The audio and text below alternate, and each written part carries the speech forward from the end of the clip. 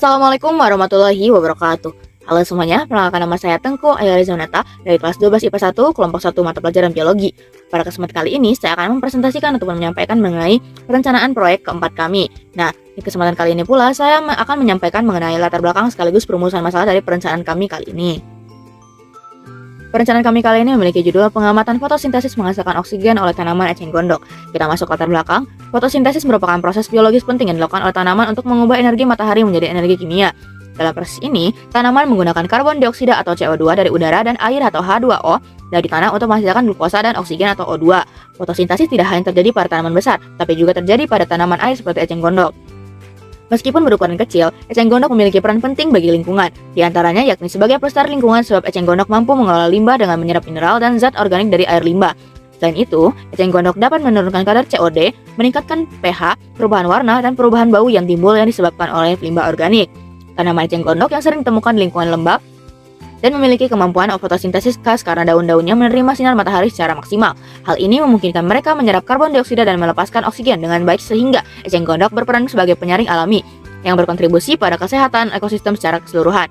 Meski demikian, kontribusi eceng gondok terhadap keseimbangan ekosistem dan produksi oksigen masih kurang mendapat perhatian dibandingkan tanaman lain. Pemahaman lebih dalam mengenai proses fotosintesis pada tanaman eceng gondok dapat membuka wawasan tentang potensi mereka dalam mendukung keseimbangan lingkungan.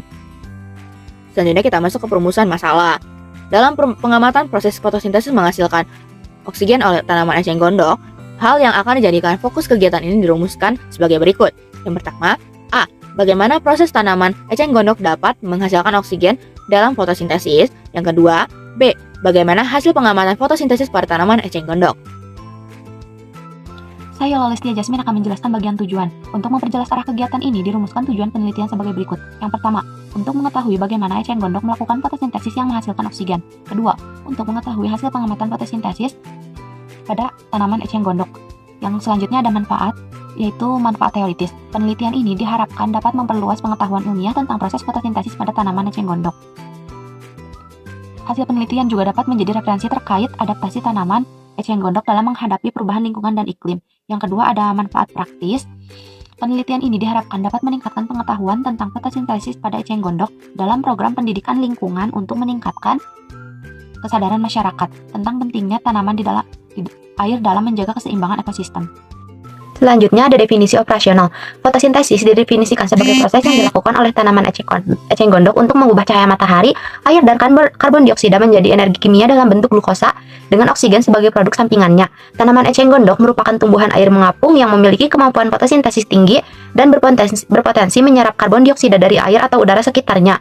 Proses fotosintesis akan dianalisis berdasarkan tingkat produksi oksigen dalam satuan waktu tertentu untuk menentukan kontribusi eceng gondok terhadap produksi oksigen di lingkungannya. Saya Lia, di sini saya akan menjelaskan bagian 6 yaitu tinjauan pustaka.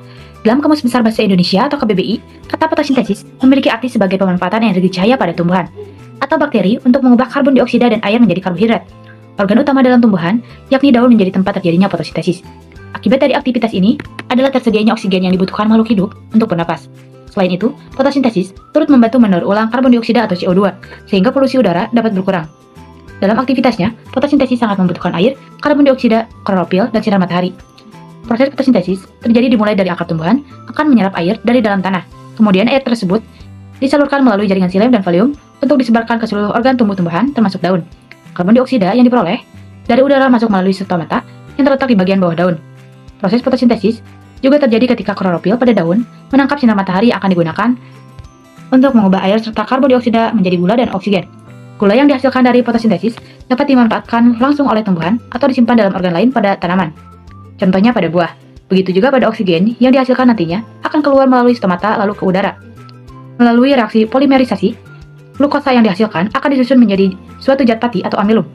Zat pati ini akan disimpan di dalam akar tumbuhan. Berdasarkan kebutuhan cahaya dan tempatnya, fotosintesis dibagi menjadi dua cara, yaitu satu, reaksi terang. Reaksi terang berlangsung di gerana atau tumpukan tilakoid. Proses ini bergantung pada cahaya yang ditangkap oleh klorofil untuk memecah molekul air melalui fotolisis, menghasilkan oksigen dan elektron. Terdapat dua jenis fotosistem, yaitu fotosistem 1 dan 2, yang berfungsi untuk menghasilkan ATP dan NADPH2. Energi cahaya yang diserap membantu mempercepat pelepasan elektron dari fotosistem yang terletak dalam membran tilakoid. Setiap jenis klorofil menyerap panjang gelombang berbeda, mempengaruhi energi foton yang ditangkap. Nah, yang kedua yaitu ada reaksi gelap. Reaksi gelap dikenal sebagai siklus Kelvin-Boson, terjadi di stroma dan tidak memerlukan cahaya matahari.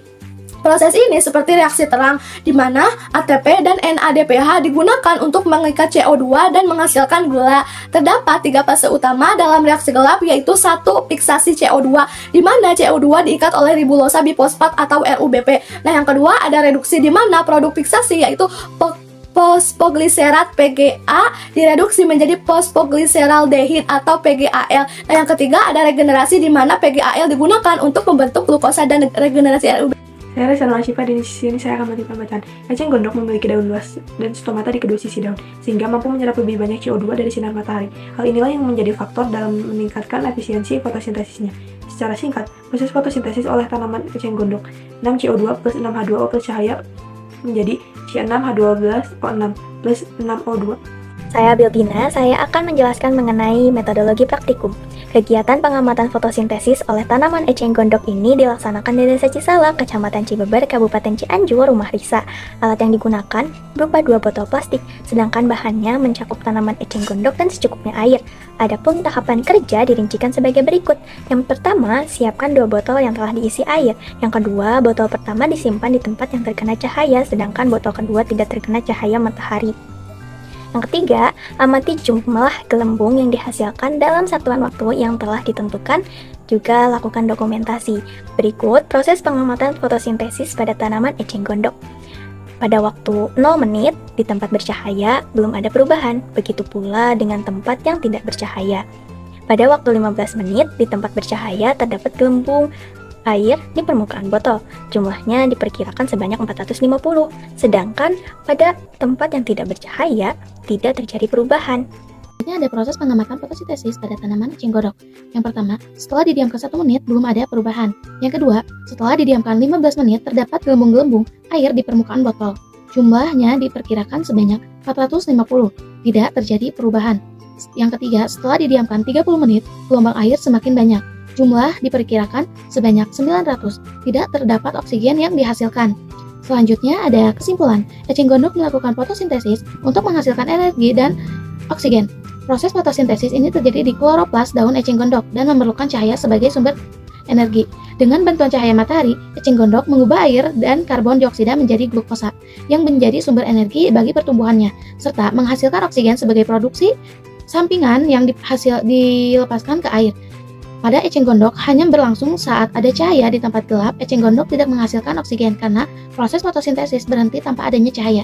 Sebaliknya, tanaman akan melakukan respirasi yang memerlukan oksigen dan menghasilkan karbon dioksida. Dengan demikian, fotosintesis pada eceng gondok berperan penting dalam menyediakan oksigen di perairan, terutama pada siang hari saat cahaya cukup. Sekian dari kelompok kami. Assalamualaikum warahmatullahi wabarakatuh.